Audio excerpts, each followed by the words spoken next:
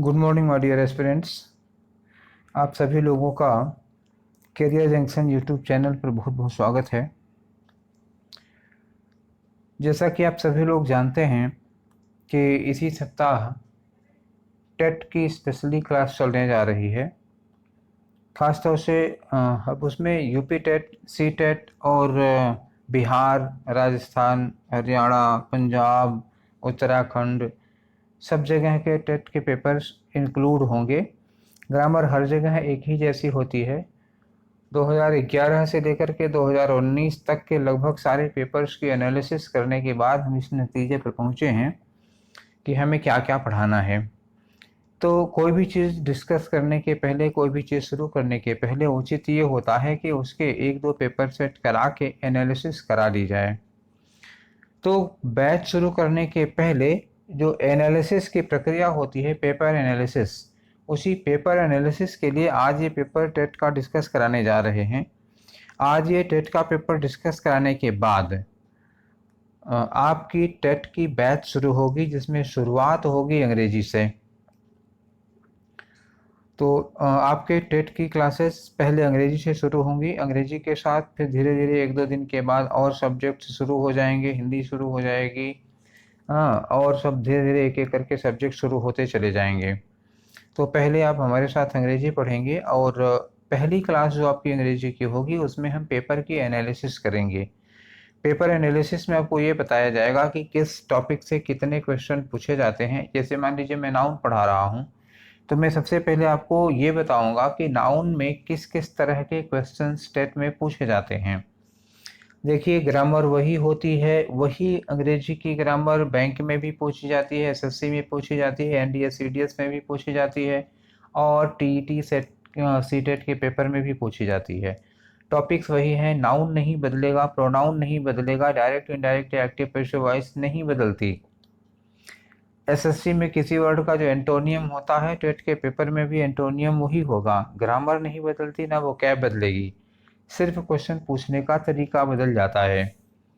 ठीक है, तो आपके पेपर की एनालिसिस हम इस डिस्कशन के बाद अगले सेट में हम आपके पेपर की एनालिसिस करेंगे। उसके ठीक अगले दिन से आपकी प्रॉपर क्लासेस शुरू हो जाएंगी।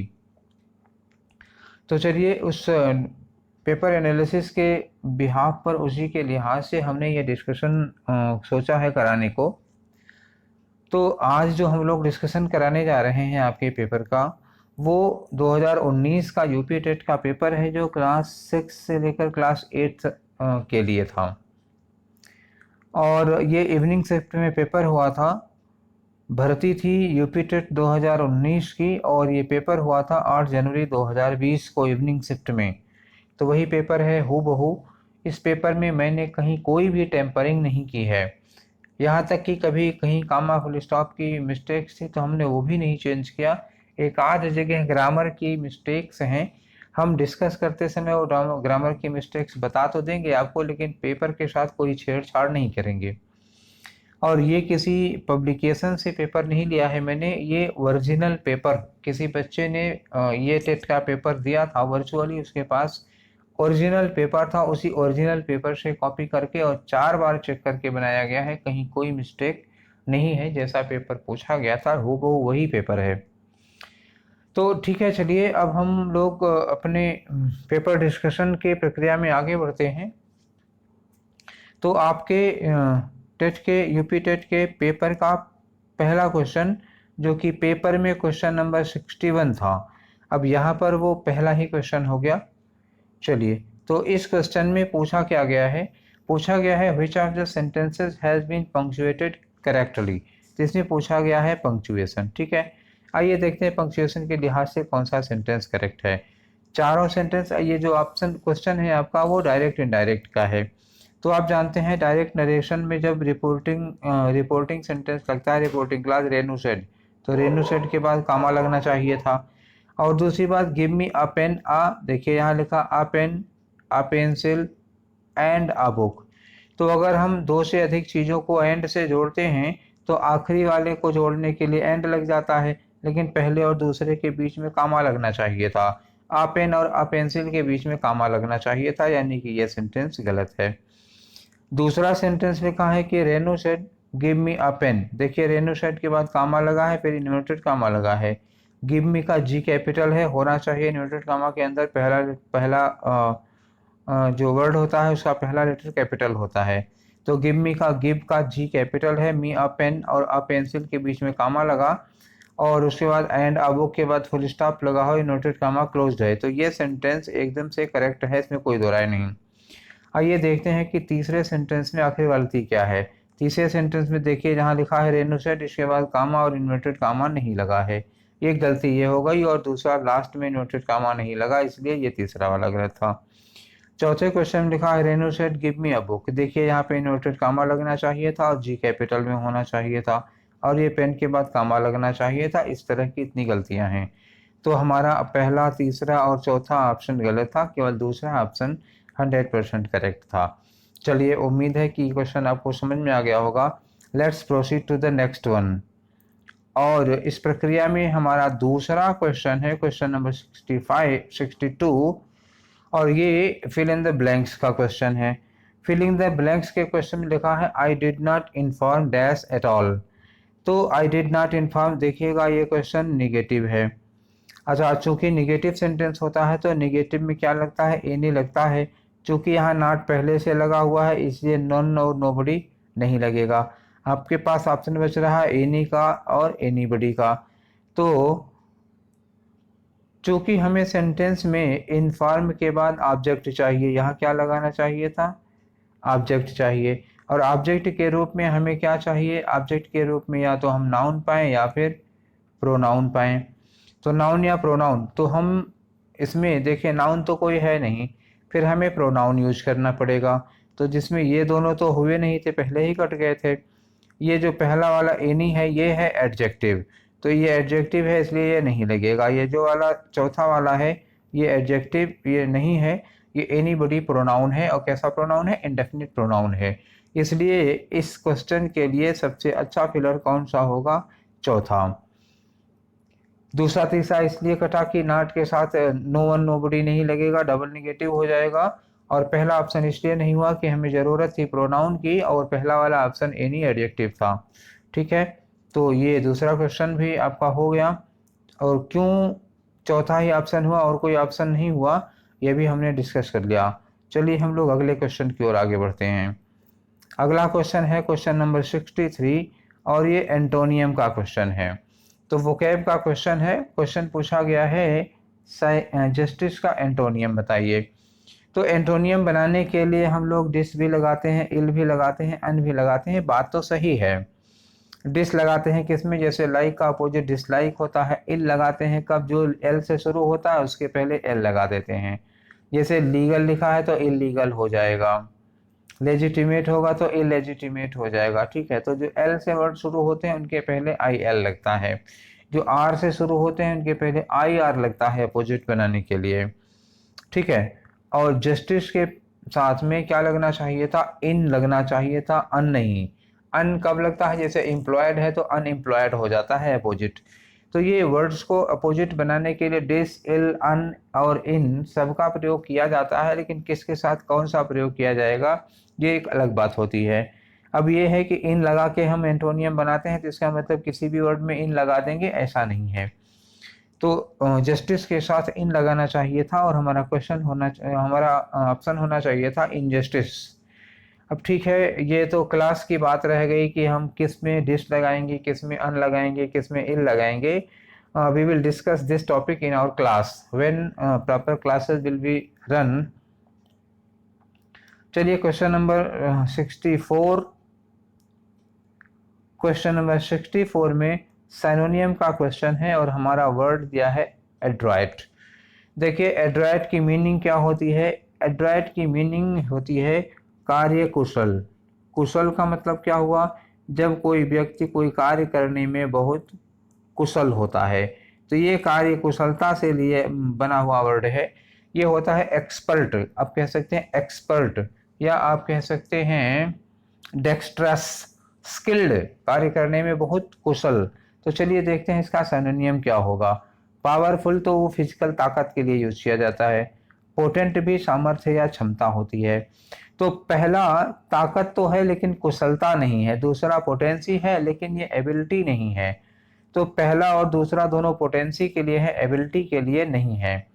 तीसरा है स्किल्ड, स्किल्ड क्या होती है, कुशलता, ये है कुशलता। और ये है क्लेवर, क्लेवर किसका है, बुद्धि से रिलेटेड होता है, ये कोई आर्ट नहीं है, क्लेवर होना आर्ट नहीं है, नेचुरली नेचर का एक गिफ्ट है जो आदमी को बुद्धि से प्राप्त होता है। तो ठीक है, इस प्रकार हमारे एंड्रॉयड, जो हमारा वर्ड है एंड्रॉयड, एंड्रॉयड के लिए सबसे सुटेबल सिमिलर वर्ड कौन सा है, स्किल्ड। हालांकि हैं सबके सब थोड़े बहुत मिलते जुलते, लेकिन एग्जैक्ट सिमिलर कोई था नहीं स्किल्ड के सिवा। चलिए क्वेश्चन नंबर 65 की ओर आगे बढ़ते हैं, और क्वेश्चन नंबर 65 आपकी स्क्रीन पर। क्वेश्चन नंबर 65 है डायरेक्ट से इनडायरेक्ट बनाने का क्वेश्चन है। तो ठीक है, डायरेक्ट से इनडायरेक्ट बनाने का क्वेश्चन सॉल्व करते हैं हम लोग। थोड़ा सा इसको और ऊपर की ओर स्क्रॉल कर लें ताकि हमें लिखने में आसानी रहे। आइए, लिखा हुआ ही said to me when will you come back. तो when will you come back बेटा ऐसे ही लिखा था, जबकि होना क्या चाहिए था, यहाँ पर क्वेश्चन मार्क लगाना चाहिए था, लेकिन पेपर ऐसे ही छपा था, मैंने लिख दिया।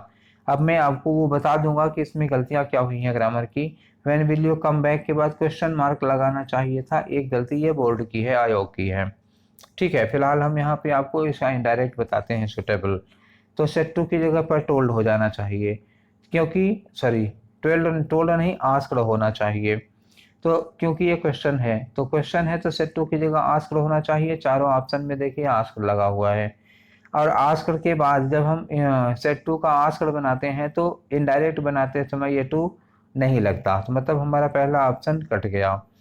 ठीक है, पहला ऑप्शन अब नहीं सोचेंगे। आगे लिखा है when will you come back, तो व्हेन लगेगा, मी के बाद व्हेन तीनों में लगा है, लगेगा। ठीक है, विल क्या है, विल जब हम लोग डायरेक्ट से इनडायरेक्ट बनाने लगते हैं तो विल हमेशा अपने सब्जेक्ट के, ये यू पहले हो जाएगा, विल बाद में हो जाएगा हमेशा। तो यू किसके लिए आया है बताइए, यू लगा है मी के लिए, तो मी की जगह पर जब पलट के आएगा तो ये क्या आता बताइए, मी के बदले आता तो आई आता। तो यहाँ लिखा क्या है, ही। तो होना क्या चाहिए था, यहाँ पर आई होना चाहिए था, क्योंकि यू किसके लिए लगा हुआ है, मी के लिए। तो यू मी के लिए लगा हुआ है, मी वहां से यहाँ आएगा, आई हो जाएगा। तो मतलब हमारा पहला तो गलत हुआ था, दूसरा भी गलत हो गया। ठीक है, तीसरे क्वेश्चन में बढ़ते हैं। He asked me when I, यहाँ तक तो ठीक है। वुड किसका बना है, विल का वुड बन गया, ठीक, ये भी बहुत सही है। और कम का गो हो गया, बैक हो गया, ये क्वेश्चन आपका एकदम सही है। चलिए देख लेते हैं चौथे में आखिर क्या गलती थी। चौथे में ये जो यू लिखा है, ये यू चेंज होना चाहिए था, इस यू की जगह आई आना चाहिए था, इसलिए चौथा गलत हो गया। तो उम्मीद है आपको समझ में आ गया होगा कि हमारा ये जो क्वेश्चन है इसका इनडायरेक्ट नरेशन क्या होनी चाहिए थी। चलिए आगे की ओर बढ़ते हैं। हमारा अगला क्वेश्चन है क्वेश्चन नंबर 66। तो question number 66 once more filler का क्वेश्चन है, खाली जगह भरना है। और स्टेटमेंट दिया है Priya is not dash for this kind of job. तो प्रिया इस तरह के जॉब के लिए फिट नहीं है। तो प्रिया इस तरह के जॉब के लिए फिट नहीं है, तो फिट होने के लिए क्या यूज किया जाता है, कट आउट। ये एक फ्रेज है कि उपयुक्त कह सकते हैं ना, कि उसके अंदर इस जॉब के लिए योग्यता नहीं, एलिजिबल एक वर्ड होता है एलिजिबल। कट आउट का मतलब क्या होता है, एलिजिबल, वो इस जॉब के लिए एलिजिबल नहीं है। तो एलिजिबिलिटी का चूंकि ये वर्ड है, एलिजिबिलिटी का हमें ऑप्शन भरना था। तो एलिजिबल के लिए जो फ्रेज है कट के साथ वो होता है कट आउट, इसलिए हमारे इस क्वेश्चन के लिए जो सुटेबल ऑप्शन था वो क्या था, कट आउट।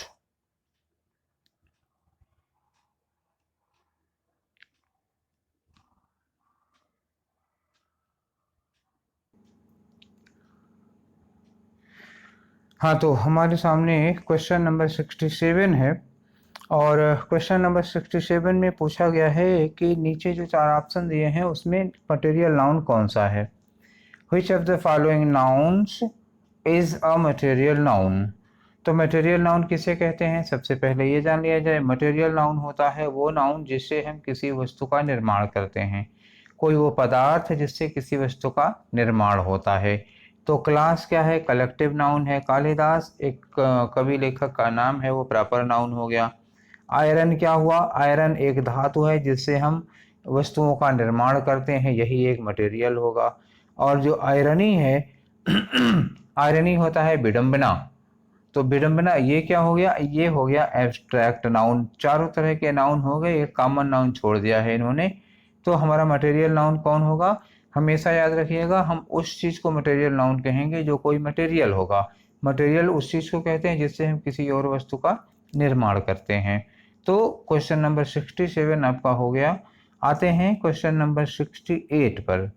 और क्वेश्चन नंबर 68 है, which of the following is grammatically acceptable sentence.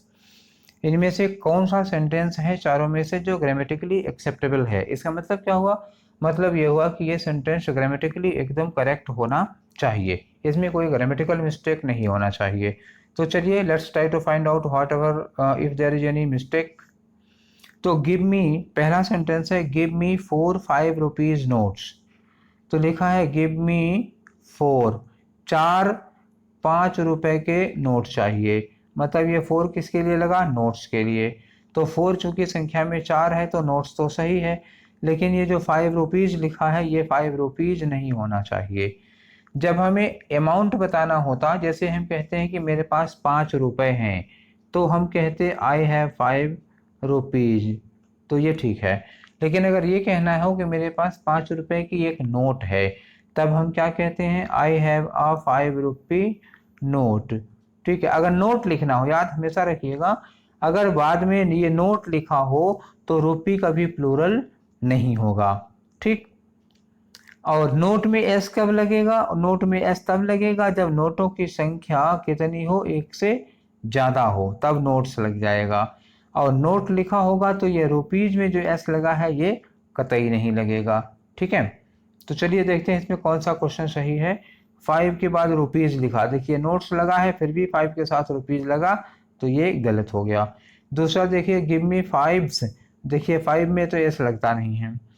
तीसरा क्वेश्चन है गिव मी 4 किसके लिए लगा, नोट के लिए। देखिए जब 4 नोटें हैं तो नोट में एस लगना चाहिए था, तो ये तीसरा भी गलत हो गया। चौथा देखते हैं 4 5 रुपी नोट्स, तो ये नोट्स किसके लिए लगा, 4 के लिए, और ये लगा 5 रुपी उस नोट की वैल्यू। ठीक है, तो हमारा ये चौथा वाला ऑप्शन सही हुआ। पहले मतलब पहले दूसरे तीसरे में क्या गलत था, पहले में गलत था कि 5 रुपीज़ नहीं लगना चाहिए था। दूसरे में क्या गलत हुआ था, दूसरे में हुआ था कि 5 नहीं होना चाहिए था। तीसरे में क्या गलत हुआ था, ये गलत हुआ था कि 4 के लिए यहाँ नोट जो होते वो प्लूरल में होते, नोट्स होते। ऊपर वाला ये तीनों गलत हो गया और चौथा सही था। ठीक है, let's proceed to the next one.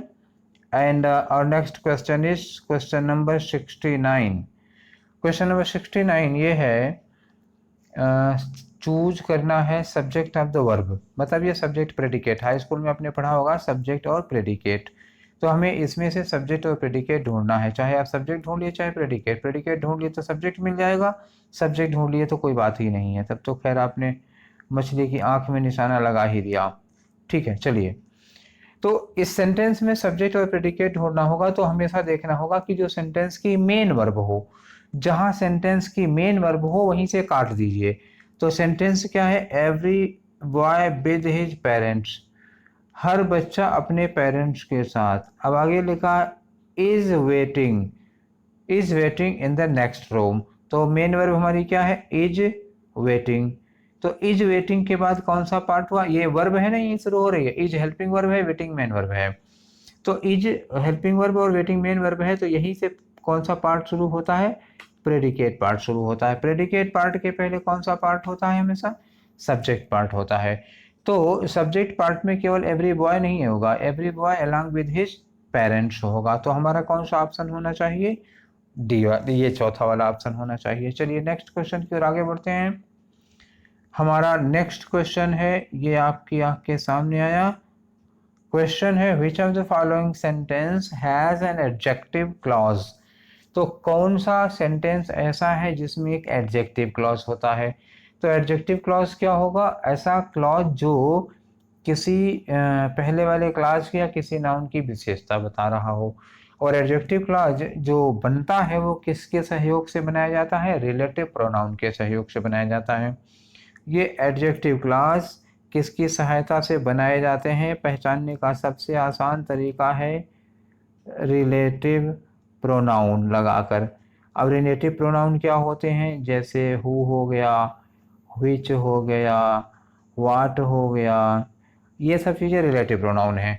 Relative pronoun होते हैं तो इनकी मीनिंग क्या आती है? जो, जिसने, जिसे, तो ये मीनिंग आती है। तो जिस सेंटेंस में जो, जिसने, जिसे ये सब लगा हो तो वो रिलेटिव प्रोनाउन वाली क्लास होते हैं, वो एडजेक्टिव क्लास कहे जाते हैं, क्योंकि वो किसी की विशेषता बताते हैं। तो चलिए इसी पहचान के साथ हम लोग ढूंढते हैं कि कौन सा कौन सा एडजेक्टिव क्लॉज है। एडजेक्टिव क्लॉज मतलब रिलेटिव प्रोनाउन लगा होना चाहिए। Let's proceed. और पहला ऑप्शन है I bought a chain. And देखिए ये जोड़ा गया है किससे? एंड से जोड़ा गया है। एंड से जोड़ेंगे तो कैसा सेंटेंस बनेगा? कंपाउंड सेंटेंस बनता है। कंपाउंड सेंटेंस होता है ये, ठीक है, ये कंपाउंड क्लॉज होता है। अच्छा, दूसरा क्या है कि I bought a beautiful chain. ये सिंपल सेंटेंस है, इसमें कोई रिलेटिव प्रोनाउन लगा ही नहीं, दो सेंटेंस जोड़े ही नहीं गए, तो ये कैसा सेंटेंस हो गया? सिंपल सेंटेंस हुआ। तीसरा है आई बॉट आ चेन, ये लगा है आ चेन, ये क्या लगा है? विच वाज ब्यूटीफुल, जो कि बड़ी खूबसूरत थी। तो विच लगा किसके लिए? चेन के लिए। इस विच का मतलब जो है, तो यही क्या हो गया? एडजेक्टिव क्लॉज हो गया। चौथा देख लेते हैं, आई बॉट अ चेन, ठीक है, बिकॉज। बिकॉज लगा होने का मतलब क्या हुआ? ये कारण है और कंजंक्शन का काम करेगा। तो बिकॉज कंजंक्शन का काम करेगा, बनता ये भी है सबऑर्डिनेट क्लास, कॉम्प्लेक्स सेंटेंस बना, लेकिन इसे कहा जाता है एडवर्ब क्लॉज। कैसा क्लॉज? Adverb clause. क्यों एडवर्ब क्लॉज कहा जाता है? कारण परिणाम बताता है तो एडवर्ब क्लॉज होता है, ठीक है। और जो, जब, जहाँ, जैसे, जिसने, जिसको, ये सब लगा होता है तो एडजेक्टिव क्लॉज होता है। तो हमें एक ही ऑप्शन मिला इसमें से एडजेक्टिव क्लॉज वाला, एक ही में विच लगा हुआ है, ठीक है। तो आपका ये वाला क्वेश्चन भी सॉल्व हो गया। क्वेश्चन नंबर 70 का ऑप्शन हुआ 3। चलिए क्वेश्चन नंबर 71 की ओर आगे बढ़ते हैं, और ये रहा आपके सामने क्वेश्चन नंबर 71। हम क्वेश्चन आगे स्क्रॉल कर दे रहे हैं, क्योंकि क्वेश्चन ऐसे ही देखकर भी पता लग रहा है कि ये फिलर का क्वेश्चन है। फिलर का क्वेश्चन है तो देखिए क्वेश्चन रीड कर रहा है कि लिखा है Sardar Patel dash the farmers of Bardoli in their fight against government. Sardar Patel ने बारदौली में सरकार के खिलाफ किसानों का क्या किया था? तो किसानों का नेतृत्व किया था, मार्गदर्शन किया था। और चूंकि घटना पास्ट की है, इसलिए हमें क्या चाहिए? हमें चाहिए लीड की सेकेंड फॉर्म। लीड मतलब नेतृत्व करना, तो हमें नेतृत्व करने की सेकेंड फॉर्म चाहिए यहाँ। तो लीड इनटू सेकेंड फॉर्म क्या होती है? लेड। और एक और होती है lead into second form led, वो कौन सा होगा? लीडेड। तो हम लीडेड कब लगाते हैं और लीड कब लगाते हैं? देखिए लीड का दो मतलब होता है। एक लीड का मतलब होता है किसी का नेतृत्व करना, आगे आगे चलना, और एक लीड का मतलब होता है जीवन जीना, जीवन यापन करना। तो जीवन यापन करना, यहाँ सेंस क्या है? यहाँ जीवन यापन करने का सेंस नहीं है, ये वाला नहीं लगेगा। तो अगर लीड का जीवन यापन करने वाला सेंस होता तो हम क्या लगाते? लीडेड, क्योंकि एक वर्ब है लीड। लीड का मतलब जब होगा जीवन यापन करना, तो उसकी सेकेंड फॉर्म होगी लीडेड। मान लो हम ये कहें कि हमारे दादाजी ने ईमानदारी का जीवन जिया, तो हम ये कहेंगे कि my grandfather leaded a life of honesty. लेकिन अगर ये कहा जाए कि मेरे दादाजी ने मेरा मार्गदर्शन किया, तो हम ये कहेंगे कि my grandfather led me. Led क्या होगा? LED। ये लीड की सेकेंड फॉर्म होगी लेड, ठीक, नेतृत्व करने के लिए। और लीड की सेकेंड फॉर्म लीडेड कब होगी? जीवन जीने के लिए। तो चूंकि यहाँ सरदार पटेल ने किसानों का नेतृत्व किया था, इसलिए हमें लीड की सेकेंड फॉर्म कौन सी वाली चाहिए? LED लेड वाली चाहिए थी। हमारा ऑप्शन कौन सा हो गया? 2। और अगर मैं ये क्वेश्चन बनाया होता तो यहाँ पर एक ऑप्शन लीडेड जरूर देता, क्योंकि दोनों मिलने चाहिए थे, लीड लेड लेड वाला भी और लीड लीडेड लीडेड वाला भी। एक्चुअली कंफ्यूजन तो तब पैदा होता। ठीक है, चलिए कोई बात नहीं, इस साल के पेपर देने वाले खुश नसीब थे। आइए क्वेश्चन नंबर 72। क्वेश्चन नंबर 72 में पूछा गया है कि मास्कुलिन जेंडर बताइए। तो मास्कुलिन जेंडर जेंडर पूछा गया है, तो इसका मतलब ये क्वेश्चन दो टॉपिक में से किसी एक का हो सकता है, नाउन का या फिर प्रोनाउन का। इन्हीं दोनों में से क्वेश्चन पूछा जाता है जेंडर का, और किसी में जेंडर वेंडर नहीं होगा। तो आइए देखते हैं कि जेंडर किसका किसका देख रहे हैं हम लोग। एक दिया है पी हेन, तो पी हेन में देखिए क्या लिखा है, हेन। हेन क्या होता है, मुर्गी, और हेन का मास्कुलिन क्या होता है, कॉक। कॉक मतलब क्या हुआ, मुर्गा। तो कॉक मुर्गा होता है, हेन मुर्गी होती है, लेकिन उसके पहले पी लगा देंगे तो पीकॉक माने मोर होता है, और पी हेन का मतलब मोरनी। और आया एक ड्रैग, तो ड्रैग किसका मेल है, तो ये डक का मेल है। इसकी फीमेल कौन है, डक। डक होती है फीमेल और ड्रैग होता है मेल। अब आया रो। रो एक्चुअली क्या है, रो फीमेल है। किसकी फीमेल है ये, हार्ट की फीमेल है। Heart, HART। हार्ट क्या होता है, हिरन, ये नर हिरन होता है। और रो क्या होता है, हिरनी होती है, मादा होती है। तो अभी इसमें हमें मास्कुलिन जेंडर कौन सा मिला, केवल ड्रैग मिला। चलिए एक चौथा है काउंटेस। काउंटेस किसका होता है, काउंट की बीवी को कहते हैं। काउंट कैसे होता है, जैसे हम लोगों के यहाँ राजा होते हैं वैसे ही वहाँ पे प्रांत पतियों को, राज्यपाल वगैरह जो होते थे, एक हायरार्की, ब्रिटिश हायरार्की में काउंट होते थे। काउंट की पत्नी को काउंटेस कहा जाता था। ड्यूक होते थे, ड्यूक की पत्नी को डचेस कहा जाता था। ठीक है, तो इसी तरह से काउंटेस क्या है, काउंट की बीवी है, मतलब उसका मेल होगा काउंट। एक ही मेल हमें मिल रहा है इन सब में। पीहन भी फीमेल है, रो भी फीमेल है, काउंटेस भी फीमेल है। तो हमारा मिला कौन सा, डक। ठीक है, ड्रैक। ड्रैक जो है वही मेल है और सब फीमेल हैं। चलिए नेक्स्ट क्वेश्चन की ओर हम लोग आगे बढ़ते हैं। क्वेश्चन नंबर 72 हो गया। Let's see the next question and that one is 73। Question number 73 question है कि इस सेंटेंस में कौन सा एक सेंटेंस है जो रिक्वेस्ट है। तो ठीक है, रिक्वेस्ट ढूंढते हैं। तो पहला वाला है, I got the concert ticket. मुझे एक कंसर्ट टिकट मिल गया, और ये खुशी से व्यक्त कर रहे हैं क्योंकि ये लगा है एक्सक्लामेशन का निशान। तो एक्सक्लामेटरी सेंटेंस हो गया, ये रिक्वेस्ट नहीं होगी। अगले में लिखा है हाउ फास्ट यू रन। इसमें भी देखिए ये वाला निशान लगा है, इसका मतलब ये एक्सक्लामेटरी सेंटेंस हुआ। तीसरा है कोड लगा हुआ है, तो आगे लिखा है कोड आई बारो सम मनी फ्रॉम यू। उसके बाद क्या लिखा, प्लीज। प्लीज लगने का मतलब, प्लीज लगने से क्या हो जाएगा, इसमें रिक्वेस्ट हो जाएगी। और चौथा है wish you a happy journey together. जब हम किसी को कुछ विश करते हैं तो वो सेंटेंस कैसा होता है, ऑप्टेटिव सेंटेंस होता है। ठीक है, तो ये सेंटेंस क्या हो गया, ये ऑप्टेटिव सेंटेंस हो गया। सेंटेंस के प्रकार पूछा जाता है अक्सर टेट के पेपर्स में।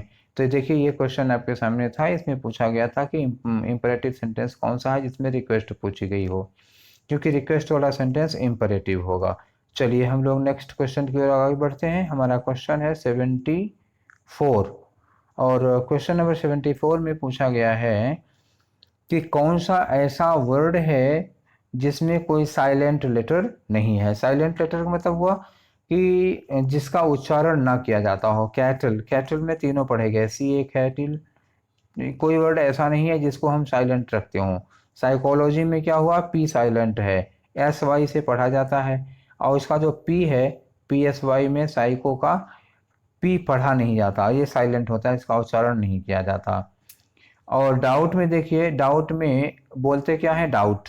डाउट में बोल कितना रहे हैं, इतना बोल रहे हैं डाउट। और इसमें जो बी लगा हुआ है इसका उच्चारण नहीं किया जाता, तो इसका बी क्या है, साइलेंट है। अब देखिए नॉलेज, नॉलेज में तो कई साइलेंट है। नॉलेज में के भी साइलेंट है, और ये देखिए जो डी लिखा हुआ है डी भी साइलेंट है। तो इसमें तो दो दो लेटर साइलेंट हैं। तो पूछा गया है कि किसमें एक भी लेटर साइलेंट नहीं है, तो हमारा ऑप्शन क्या होगा, कैटल। तो चलिए हम क्वेश्चन नंबर 75 पे आ जाते हैं। क्वेश्चन नंबर 75 आपके सामने है, और इसमें पूछा क्या गया है, पूछा गया है कि सेंटेंस को ज्वाइन करने के लिए कौन सा कंजंक्शन इसमें से लगेगा। तो मतलब ये सिंथेसिस का क्वेश्चन हुआ। इसको क्या कहते हैं, सिंथेसिस। सिंथेसिस में क्या पढ़ा जाता है कि दो सेंटेंस को एक में कैसे जोड़ा जाता है। तो हमारे सामने पहले दो सेंटेंस पढ़िए, दोनों सेंटेंस का मतलब निकालिए, तभी जोड़ पाएंगे। पहला सेंटेंस है यू विल नॉट सक्सीड, आप सफल नहीं होंगे। दूसरा वाला सेंटेंस लिखा है यू वर्क हार्डर, आप बहुत मेहनत करेंगे। ओह, तो भाई आप सफल नहीं होंगे, आप बहुत मेहनत करेंगे, तो इसका मतलब अगर आप बहुत मेहनत करेंगे तो सफल नहीं होंगे, ये तो बात नहीं बनेगी। बात ऐसे बनेगी कि अगर आप मेहनत नहीं करेंगे तो आप सफल नहीं होंगे। तो इसका मतलब ये जो परिणाम है आप सफल नहीं होंगे, वो ये कह रहा है कि जो वर्क हार्डर है हमें इसमें भी क्या लगाना पड़ेगा, नॉट लगाना पड़ेगा। मतलब ये इसमें हमें नॉट लगाने की ज़रूरत है, तभी ये इक्वेशन इसका इसका बैलेंस होगा, नहीं तो गलत हो जाएगा। तो कोई ऐसा कंजंक्शन हमें उठाना पड़ेगा जिससे इसमें नॉट लग जाए। इसमें नॉट लगाने के लिए हमारे पास एकमात्र कंजंक्शन कौन सा है, अनटिल और अनलेस, दो कंजंक्शन हो गए, ये निगेटिव होते हैं। अब अनटिल लगेगा तो हो जाएगा जब तक कि नहीं, जब तक आप मेहनत नहीं करेंगे। अनलेस का मतलब क्या हुआ, यदि आप मेहनत नहीं करेंगे। तो चूंकि ये कंडीशन है, ये शर्त है, टाइमिंग नहीं दी जा रही है, ये कंडीशन शर्त दी जा रही है, इसलिए अनटिल की अपेक्षा अनलेस ज़्यादा सुटेबल है। तो हमारा क्वेश्चन नंबर 75 का आंसर होगा अनलेस। चलिए हम लोग क्वेश्चन नंबर 76 की ओर आगे बढ़ते हैं। और ये रहा आपके सामने आपका क्वेश्चन। क्वेश्चन पूछा गया है कि इसमें इस सेंटेंस को आप एक्टिव वॉइस में बदलिए। तो एक्टिव वॉइस में बदलने के लिए हमें देखना पड़ेगा मेन वर्ब और वर्ब की फॉर्म क्या है। तो ये लिखा है वाज किल्ड। तो वाज किल्ड कब बनाया जाता है, जब वर्ब की सेकेंड फॉर्म लगी हो एक्टिव वॉइस में या डिड लगा होता है। तो इसके बदले में हम या वाज या वर्ब के साथ वर्ब की थर्ड फॉर्म लगाते हैं। इसका मतलब जब वाज की साथ थर्ड फॉर्म लगी है तो हमें जो वर्ब चाहिए वो किस में चाहिए, वर्ब की सेकेंड फॉर्म चाहिए। क्योंकि नॉट नहीं लगा है इसलिए डिड नहीं लगाना है, हमें क्या चाहिए, सब्जेक्ट के साथ वर्ब की सेकेंड फॉर्म। तो ढूंढिए सब्जेक्ट के साथ सेकेंड फॉर्म किस में लगी है, अक्रूवल बाय सब्जेक्ट है, किल्ड उसकी मेन वर्ब है, मतलब हमारा पहला ही ऑप्शन सुटेबल है। और दूसरे में दिया अक्रूवल बॉय वाज किल्ड। तो वाज किल्ड तो ऑलरेडी पैसिव वॉइस होता है, हमें जबकि इसको एक्टिव में बदलना है। तीसरा क्वेश्चन देखिए, a boy killed the cruel bird. A boy killed the cruel bird.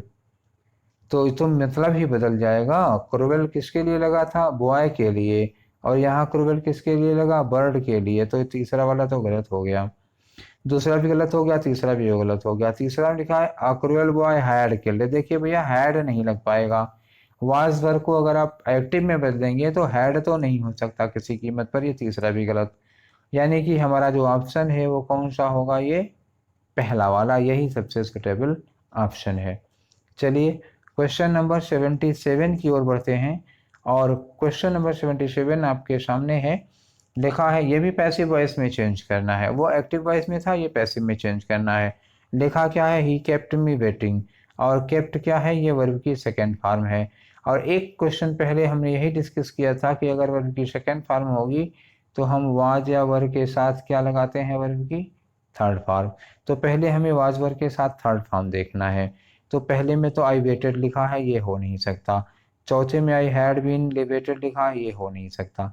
आपके पास दो ऑप्शन बच रहे हैं, दो ऑप्शन बच रहे हैं। तो ही केप्ट मी वेटिंग, तो आई पहले होगा, वाज उसके बाद होगा, ठीक है।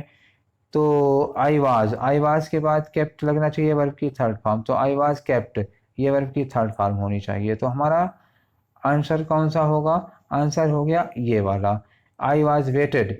तो अगर हम आई वॉज वेटेड लगा दें तो इसमें से कीप को गायब कर दिया गया, कीप लगना चाहिए था, ये भी ऑप्शन गलत हो गया। तो मतलब 77 में पहला दूसरा और चौथा पहला तीसरा और चौथा ऑप्शन गलत है, इसमें केवल दूसरा ही ऑप्शन होगा 77 का। चलिए आगे बढ़ते हैं, क्वेश्चन नंबर 79, सॉरी 78। हाँ तो 78, क्वेश्चन नंबर 78 में दिया है which of the following sentences has a modal verb. एक किसमें एक मॉडल वर्ब है। तो आप बताइए मॉडल वर्ब क्या होती है।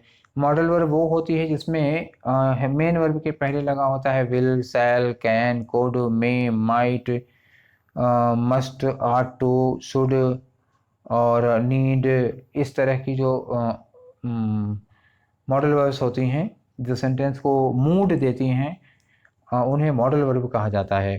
तो देखते हैं इसमें कौन सी में मॉडल वर्ब लगी है, हर सिस्टर नोन टू मी।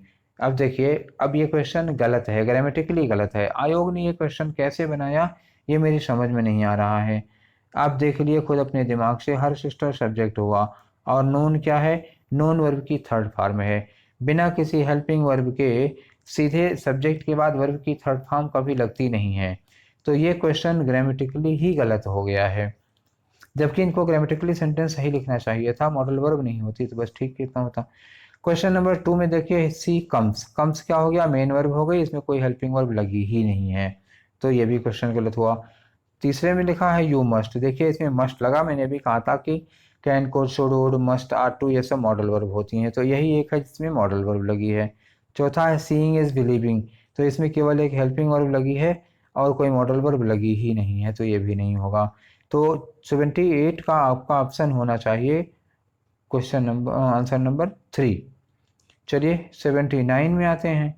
तो हमारा क्वेश्चन नंबर 79 आप देख रहे होंगे कि खाली जगह भरने का है, तो खाली जगह भरने का है तो हम इसको इतना स्क्रॉल कर देते हैं तो नीचे लिखते बनेगा। खाली जगह में आपको एक वर्ड भरना है तो इसके पहले स्टेटमेंट पढ़ना पड़ेगा, ही सॉल्व्ड ऑल द क्वेश्चंस, उसने सारे क्वेश्चन सॉल्व कर लिए। तो सॉल्व्ड ऑल द क्वेश्चंस कार्य हो गया, तो विद के साथ हमें क्या बताना चाहिए, विद के साथ हमें बताना है उसका तरीका कि उसने क्वेश्चंस को कैसे सॉल्व किया। तरीका बताने का मतलब हुआ कि हम क्या डिस्कस करने जा रहे हैं, मैनर, तो हमें लगाना है एडवर्ब ऑफ मैनर, बस ये ध्यान रखिए। तो एडवर्ब ऑफ मैनर क्या है, इजिली एडवर्ब ऑफ मैनर है, तो इजिली आप एडवर्ब ऑफ मैनर है तो इजिली, लेकिन इसके पहले विद नहीं लगता, तो अगर इजिली लगाएंगे तो विद नहीं लगाएंगे, क्योंकि इजिली का मतलब होता है आसानी से, और विद लगा दोगे तो फिर उसका मतलब ही नहीं रह जाएगा। तो इजिली सही तो था, लेकिन यहाँ पर चूंकि विद लगा हुआ था इसलिए इजिली नहीं होगा। इजियर और इजी, ये क्या है, ईज सॉरी गलत हो गया, इजियर और इजी ये दोनों क्या है, ये दोनों हैं adjective. Adjective easy positive degree का एडजेक्टिव है और इजियर क्या हो गया, कॉम्परेटिव डिग्री का। इजी हो गया पॉजिटिव डिग्री और इजियर हो गया कॉम्परेटिव डिग्री। इजिली क्या था, एडवर्ब था, लेकिन विद लगने के नाते एडवर्ब नहीं लग सकता, क्योंकि विद के साथ क्या आना चाहिए, नाउन आना चाहिए, और हमारे पास नाउन कौन सा है, 3। ईज का मतलब हुआ आसानी।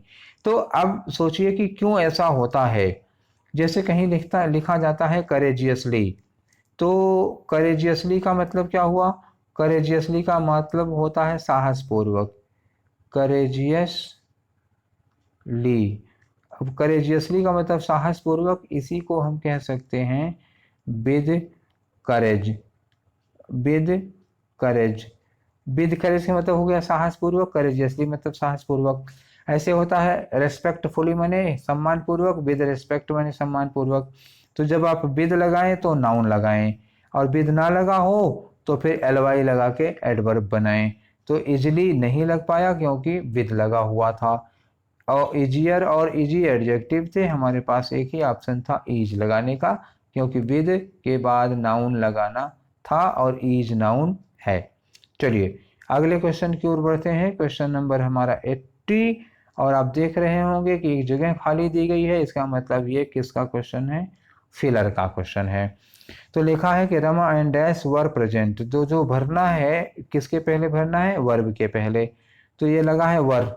वर के पहले आप इनमें से क्या लगा सकते हैं, थोड़ी देर के लिए मान लीजिए कि रमा एंड कुछ ना लिखा हो, अगर मी लगाना हो तो क्या लगा सकते हैं, क्या मी वर प्रेजेंट, नहीं, मी वर प्रेजेंट नहीं हो सकता, क्योंकि मी जो है वो ऑब्जेक्टिव है, और हमें लगाना है क्या, सब्जेक्ट। सब्जेक्ट क्या होना चाहिए, सब्जेक्ट होना चाहिए नॉमिनेटिव, और नॉमिनेटिव में कौन होगा, आई।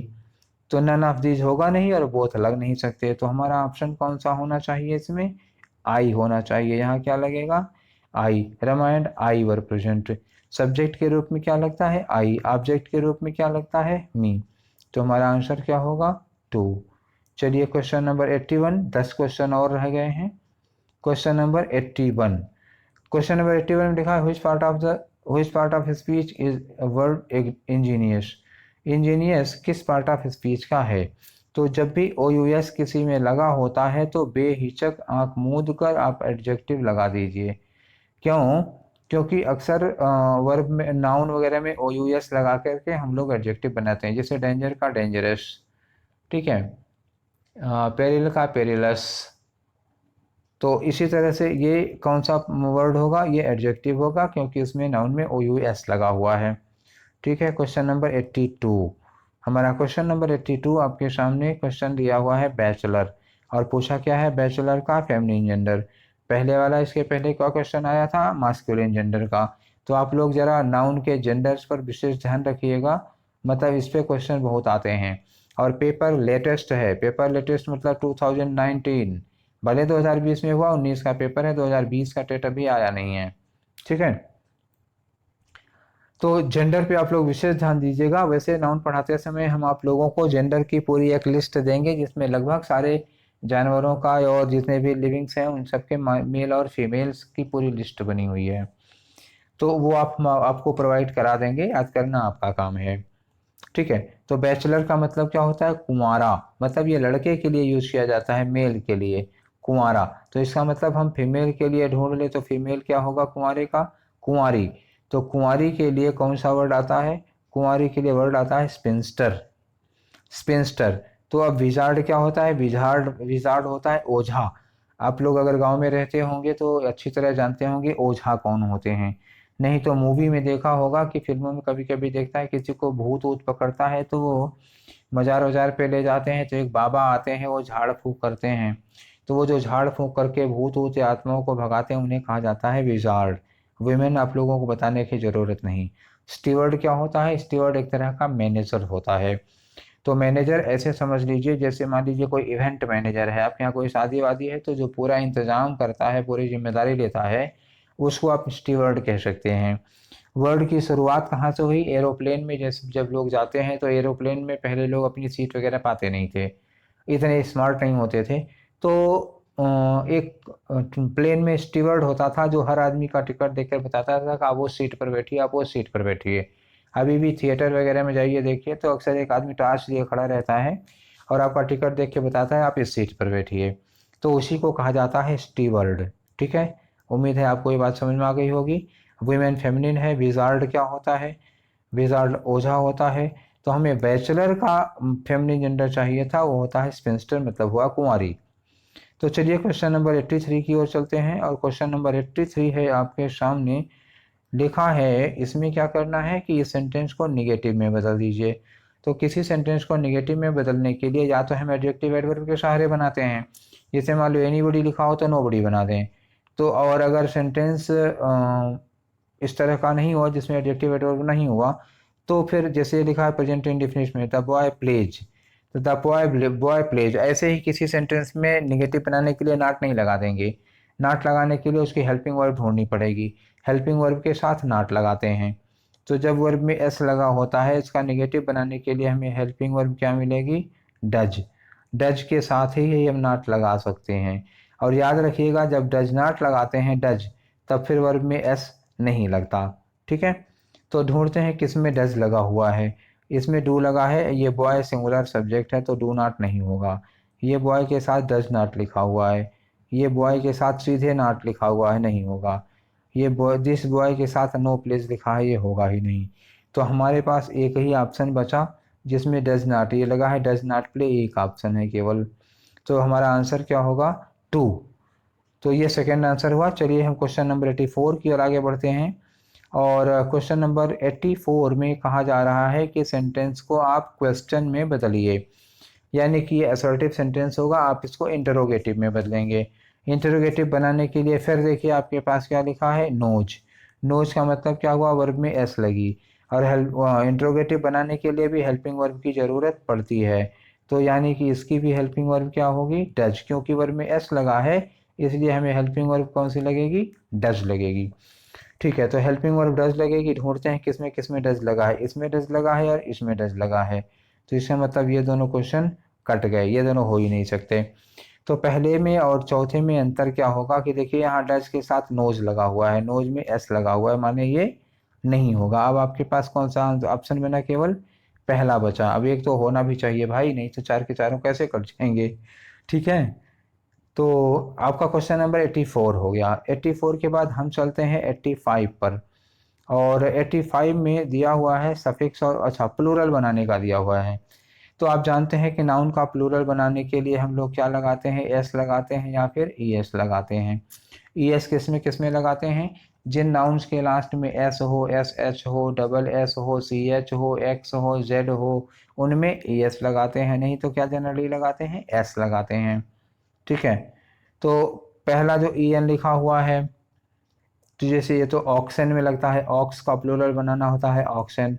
आर ई एन कब लगाया जाता है? चाइल्ड में लगाया जाता है, चाइल्ड का चिल्ड्रन बनता है। क्वेश्चन दिया हुआ है टैक्सी, टैक्सी में क्या लगाना पड़ेगा? हमें केवल एस लगाना पड़ेगा। ई एस तो मैंने वही बताया कि जब डबल एस हो, एस एच हो, सी एच हो, एक्स हो, जेड हो या एस हो, तब ई एस लगाते हैं। तो ये भी नहीं लग पाएगा, ये आर ई एन केवल एक वर्ड चाइल्ड में लगता है। ई एन जो है केवल एक वर्ड ऑक्स में लगता है, ऑक्सन हो जाता है। तो हमारे पास एक सी ऑप्शन बचा, टैक्सी का प्लूरल क्या बनता है? टैक्सीज। तो T A x I S bus. चलिए 85 क्वेश्चन हो गए हैं, 85 नंबर का क्वेश्चन हो गया। अब हम क्वेश्चन की ओर बढ़ते हैं 86 87 में। तो इसमें एक पोएम दी हुई है, एक पोएम दी हुई है और उस पोएम के आधार पे कुछ क्वेश्चन पूछे गए हैं। तो पहले हम लोग पोएम को पढ़ लेते हैं। पोएम पे देखिए लिखा हुआ है ब्रेक ब्रेक ब्रेक, मतलब ये तो दिल टूटने वाली बात हो गई। नहीं, दिल टूटने की बात नहीं है। ये ओ सी लिखा हुआ है तो समुद्र की लहरों के टूटने की बात हो गई। ओ सी संबोधित किया गया है समुद्र को। लिखा है on thy cold grey stones, ठीक है। दाई का मतलब योर, कोल्ड ग्रे स्टोन्स का मतलब क्या हुआ? ठंडे और ग्रे पत्थरों पर। ओ सी पहले लगा दिया। ओ सी ब्रेक, अब इसके बाद ओ सी के बाद क्या लगाओ? ब्रेक लगाओ। O sea break on thy cold grey stones. Poet कह रहा है कि हे महासागर, हे सागर, अपने किनारे ठंडे और ग्रे कलर के पत्थरों पर टकराओ। ब्रेक का मतलब क्या हुआ? जब लहरें पत्थरों पे टकरा के टूट जाती हैं तो सागर वहीं से वापस लौट जाता है। तो दो लाइनों का सीन तो ये हुआ। नीचे की दो लाइनों का क्या सीन है? और लिखा है and I would that my tongue could utter. अब ये वुड दैट कब लगाया जाता है? बहुत तीव्र इच्छा के लिए, काश ऐसा होता कि माई टंग, मेरी जीभ, कुड अटर, अटर का मतलब क्या हुआ? उच्चारित कर पाए, व्यक्त कर पाए, एक्सप्रेस कर पाए। क्या एक्सप्रेस कर पाए? द थॉट्स, उन विचारों को, दैट राइज इन मी। तो कह रहे हैं कि मेरे मन में, मेरे मन के अंदर जो भावनाएं, ये हो गया एनमी का मतलब मेरे मन में, मेरे अंदर जो थॉट्स, जो भावनाएं एराइज कर रही हैं, उठ रही हैं, काश कि मैं उन्हें अपनी जिह्वा से, अपनी जबान से व्यक्त कर पाता। यानी कि पोएट की कोई एक बहुत तीव्र इच्छा है और वो उस इच्छा को व्यक्त नहीं कर पा रहा है। तो इसका मतलब इस पोएम में नोट कैसा है? नोट है सैड। पोएट किसी बात को लेकर दुखी है, अपने मन की भावनाओं को व्यक्त नहीं कर पा रहा है, इसलिए दुखी है, ठीक है। तो चलिए हम लोग क्वेश्चन सॉल्व करते हैं। क्वेश्चन सॉल्व करते हैं तो इसमें एक क्वेश्चन दिया हुआ है, अटर की मीनिंग बतानी है। तो मैंने अभी कहा था कि वो कह रहा है कि काश मेरी जीभ अटर कर पाती मेरे मन की भावनाओं को। तो इसका मतलब व्यक्त कर पाना, स्पीक आउट, बोल पाना। तो स्पीक मतलब बोलना होता है, सप्रेस माने दबा देना, साइलेंस का मतलब होता है शांति, और स्ट्रगल का मतलब क्या होता है? किसी का गला घोंट देना। ये काम मत करिए, इसका मतलब हुआ गला घोटना। साइलेंस का मतलब हो गया शांति, चुप्पी, और सप्रेस का मतलब क्या हुआ? दबा देना। तो ये स्पीक होगा अटर का साइनोनियम। चलिए आगे चलते हैं। आप लोगों को कुत्तों के भौंकने की आवाज़ आ रही होगी, सुनाई दे रही होगी। तो बच्चा इस समय रात के 12:10 हुए हैं। तो रात में 12:10 पे आप लोगों के लिए वीडियो बनाया जा रहा है। एक्चुअली आप लोग जानते हैं नहीं होंगे, मैं रहता हूँ लखनऊ में, और आप जानते हैं कि लॉकडाउन चल रहा है लखनऊ में। तो मेरा घर है एकदम से सड़क के किनारे। तो रात में करीब 9-10 बजे तक तो यहाँ खटर पटर होती रहती है। 10 बजे तक तो आप वीडियो बना ही नहीं सकते हैं। 10 बजे के बाद, 11 बजे के बाद, 10 बजे भी नहीं, 11 बजे के बाद कहीं जाके मैं क्वेश्चन डिस्कस कराने के लिए लेके बैठता हूँ, वीडियो बनाने के लिए। और इस 11 बजे के बाद, मतलब 12 बजने जा रहा है, 12 बज चुका है, तो 12 बजे के सन्नाटे में भी अब कुत्तों उत्तों के भौंकने की आवाज़ तो आती रहेगी बेटा। मैं स्टूडियो में नहीं हूँ, घर पर बैठ के बना रहा हूँ। आप बता ही जानते ही हैं कि लॉकडाउन लगा हुआ है, घर से निकल नहीं सकते। तो घर पर ही बैठे बैठे कुछ सीमित संसाधनों में, थोड़े से रिसोर्सेज में आपके लिए ये सब बनाया जा रहा है। तो ये खटर पटर या कहीं से चिल्लपों की आवाज़, अब इतनी सुविधा के लिए तो रात में 12 बजे बना रहे हैं। अब 12 बजे रात में भी इस तरह की चिल्लपों की और कुत्तों के भौंकने की आवाज़ आए तो बताइए अब मैं और क्या कर सकता हूँ। ठीक है, घर से निकलना संभव नहीं तो आपको थोड़ा सा असुविधाओं को एडजस्ट करना पड़ेगा। इस तरह के न्यूसेंसेस होते रहते हैं, उस पर मेरा कोई बस नहीं। अभी देखिए आवाज़ आ रही होगी, बाहर कोई चिल्ला रहा है। अब 12 बजे रात में कोई बाहर चिल्ला रहा है तो हम क्या करें भाई।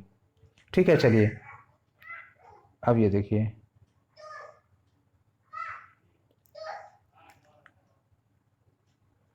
तो हमारा अगला क्वेश्चन है क्वेश्चन नंबर 87।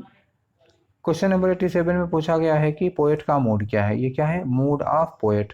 तो हमने पोएम पढ़ा था तो हमने कहा था ना कि पोएट बड़ा दुखी है, उसके मन में कोई भावना चल रही, कुछ विचार चल रहे हैं जिन्हें वो व्यक्त नहीं कर पा रहा है। तो अगर दुखी मूड में कविता लिखी गई है तो वो कैसा कहा जाता है, पेसिमिस्टिक। और ऑप्टिमिस्टिक, आशावादी होता तो ऑप्टिमिस्टिक होता, ऑप्टिमिस्टिक नहीं है, ये पेसिमिस्टिक है क्योंकि निराशा में कविता लिखी गई है। चलिए 3 क्वेश्चन और बचे हैं, किसी तरह शांतिपूर्वक हो जाए तो धन्यवाद। तो अगले क्वेश्चन के लिए हमें ये पढ़ना पड़ेगा पैसेज। ठीक है चलिए पैसेज पढ़ते हैं। The first step is for us to realise that a city need not to be, देखिए यहाँ भी गलती होगी, नीड नॉट के बाद टू नहीं लगाना चाहिए, नीड नॉट बी अ फ्रस्ट्रेटर। तो आप एक वर्ड पे ध्यान दीजिएगा, फ्रस्ट्रेटर, इसकी नीचे मीनिंग पूछी जाएगी। First step for us to realise that, हमें सबसे पहले ये महसूस करना चाहिए कि a city need not to be a frustrator of life. जो शहर है वो लाइफ का फ्रस्ट्रेटर नहीं होना चाहिए। फ्रस्ट्रेटर का मतलब क्या हुआ, जो हमारे जीवन को फ्रस्ट्रेट कर दे, मतलब हमें डिस्करेज कर दे, हमें हतोत्साहित कर दे, तो उसे फ्रस्ट्रेटर नहीं होना चाहिए शहर को। It can be among other things mechanism for enhancing life, वो हमारी लाइफ को इन्हेंस करे, ऐसा मैकेनिज्म हो वहाँ पर। For producing possibilities of living which are not to be realised except through cities. ठीक है, आगे लिखा है but for that to happen deliberate and drastic, drastic word आएगा, deliberate and drastic planning is needed. तो डेलिबरेट मतलब बहुत well planned, बहुत सुनियोजित, और ड्रास्टिक प्लानिंग, ड्रास्टिक प्लानिंग आप अच्छे से समझ जाइए, ड्रास्टिक प्लानिंग इज नीडेड मतलब सुनियोजित योजना की जरूरत है, अच्छे से प्लान्स की। Towns as much as animals must have their system of organ, those for transport and circulation are an obvious example. तो चलिए देखिए 88 का हमारा क्वेश्चन है। 88 में पूछा गया कि फ्रस्ट्रेटर का एंटोनियम बताइए, अपोजिट है किसका, फ्रस्ट्रेटर का। फ्रस्ट्रेटर कहाँ पढ़ा था हमें कि शहर को फ्रस्ट्रेटर नहीं होना चाहिए। फ्रस्ट्रेटर का मतलब क्या हुआ, जो हमको डिस्करेज कर दे, हतोत्साहित कर दे। तो अप्रूव करना मतलब ये तो हो गया, सहमति में आ जाएगा, तो पॉजिटिव सेंस का वर्ड नहीं लगाना है। एग्जीक्यूटर का मतलब होता है जो किसी योजना को क्रियान्वित करता है, ये भी नहीं लगेगा। प्रोमोटर हो गया और अप्लाडर हो गया। अप्लाडर कौन होता है, प्रशंसा करने वाला, और प्रोमोटर क्या होता है, हमको उकसाने वाला, प्रेरित करने वाला, एनकरेजमेंट देने वाला। अगर कुछ गड़बड़ हो रहा तो भी होगा, अरे नहीं नहीं करो करो अच्छा रिजल्ट आएगा, तो जो हमें प्रेरित करे। तो अब बताइए कि फ्रस्ट्रेटर का अपोजिट क्या होगा, फ्रस्ट्रेटर का अप्लाडर होगा या फिर प्रमोटर होगा। तो अप्लाडर किसका अपोजिट होता है, आलोचना करने का। बुराई करने का अपोजिट होता है प्रशंसा करना। और डिस्करेज करने का अपोजिट क्या होगा, प्रमोट करना। तो जो हतोत्साहित करते हैं उनका अपोजिट क्या होता है, प्रमोट करना, उत्साहित करता है। तो इसका ऑप्शन क्या होगा, सी। हालांकि सी पहले, तीसरा और चौथा बड़ा क्लोज था, मामला बहुत क्लोज लड़ाई का था, लेकिन अपलॉटर यहाँ नहीं होगा। चलिए नेक्स्ट क्वेश्चन है 89। 89 में कहा है ड्रेस्टिक का मतलब बताइए। इस पैसेज में ड्रेस्टिक का मतलब है, ड्रेस्टिक का मतलब क्या होता है, बहुत ही कहा था, बहुत सुनियोजित, मतलब डेलिबरेट और ड्रेस्टिक प्लान। तो डेलिबरेट और ड्रेस्टिक प्लान का मतलब बहुत पावरफुल, मजबूत प्लान बनाना होगा। तो ड्रेस्टिक की मीनिंग क्या हो जाएगी यहाँ पे, क्वेश्चन नंबर 89 में आएगा ऑप्शन 4, मतलब योजना बड़ी पावरफुल बनानी पड़ेगी। क्वेश्चन नंबर 90 आखिरी क्वेश्चन है। यहाँ पे कहा गया है खाली जगह भरने के लिए नेपोलियन हैड जीनियस। देखिए हैड के बाद ये वर्ब की थर्ड फॉर्म नहीं लगी है, अगर थर्ड फॉर्म नहीं है वर्ब की तो क्या होगा, ये नाउन होगा। तो अगर हैड के बाद वर्ब की थर्ड फॉर्म ना लगे तो हैड के बाद क्या लगा होगा, नाउन लगा होगा। और नाउन वाले जीनियस का मतलब होता है कि क्रिएटिव पावर। तो इस जीनियस का मतलब हो गया क्रिएटिव पावर। तो नेपोलियन के पास था क्रिएटिव पावर, किसके लिए क्रिएटिव पावर था, मिलिट्री टैक्टिक्स के लिए। विदाउट डाउट ही इज, बिना किसी संदेह के नेपोलियन है। जीनियस का मतलब क्या हुआ? बहुत ही कुशल, बड़ा विद्वान, बहुत इंटेलिजेंट। तो देखिए दोनों जीनियस की मीनिंग में फ़र्क है। इस जीनियस का ये जीनियस है नाउन और इसका मतलब होता है उस वाले जीनियस का ये होता है क्रिएटिव पावर। और नीचे वाला जीनियस का मतलब हुआ बहुत इंटेलिजेंट, बहुत ही कुशल, बड़ा एक्सपर्ट। तो जब कोई किसी सब्जेक्ट में जीनियस होता है तो क्या लगता है? इन। और जब कोई किसी कार्य के लिए उस व्यक्ति के पास बहुत पावर होती है तब क्या यूज किया जाता है? फॉर। तो had genius for military tactics और इज जीनियस इन मैथमेटिक्स। तो फॉर और इन का ऑप्शन किस में है? तीसरे में है। तो ठीक